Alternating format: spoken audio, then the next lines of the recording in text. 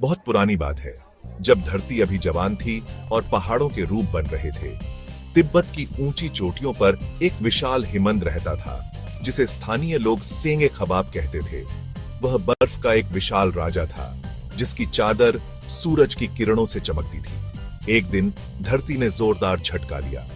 भारतीय और यूरेशियन नाम की दो विशाल प्लेटें आपस में टकरा गईं। यह टक्कर इतनी ताकतवर थी कि धरती सिकुड़ी और फैली, और हिमालय नाम का एक पर्वत राजा आकाश छूने लगा। इसी टक्कर से सेंगे खबाब हिम्मत पिघलने लगा। उसकी बर्फीली आंखों से आंसू की तरह पानी बह निकला। यह पानी धीरे धीरे एक नन्ही धारा बनाकर पहाड़ों से उतरने लगा। यही धारा आगे चलकर सिंधु नदी कहलाई। शुरुआत में सिंधु छोटी सी लड़की की तरह लड़खड़ाती हुई चलती थी। पहाड़ों ने उसका रास्ता रोकना चाहा, पर वह हिम्मत नहीं हारी। हजारों साल तक वह पत्थरों को काटती रही, गहरी घाटियां बनाती रही। कभी वह गुस्से में बाढ़ बन जाती, तो कभी शांत होकर खेतों को सींचती। धीरे धीरे उसने कराकोरम और हिमालय के बीच अपना रास्ता बना लिया।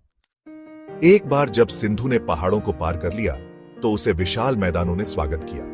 यहां उसकी धारा चौड़ी हो गई। उसने अपने साथ लाई मिट्टी से धरती को उपजाऊ बनाया। जलवायु ने भी उसका साथ दिया। गर्मियों में हिमनद पिघलते, तो मानसून में बादल उसके जल को और भर देते। एक दिन उसके किनारे इंसान आ बसे। पहले तो वे छोटे छोटे गांव बनाए, फिर विशाल नगर मोहनजोदड़ो, हड़प्पा। सिंधु ने देखा कैसे उसका पानी अनाज को हरा भरा करता, कैसे नावें व्यापार करती और बच्चे उसके किनारे खेलते। वह इन लोगों की सिंधु घाटी सभ्यता की मां बन गई।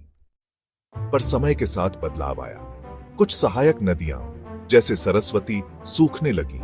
सिंधु का दिल टूटा, पर वह बहती रही।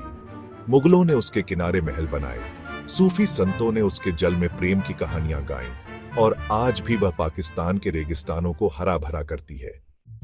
आज भी सिंधु कहती है, मैं बर्फ के पहाड़ों से जन्मी पत्थरों को चीर कर आई। मैंने सभ्यताओं को पाला और समय के तूफानों को झेला। मेरी धारा में इतिहास बहता है और भविष्य की आशा जगती है। मैं सिर्फ पानी नहीं, जीवन का संगीत हूं। यह कहानी सिंधु नदी की है, एक ऐसी यात्रा जो करोड़ों साल पुरानी है और आज भी जारी है।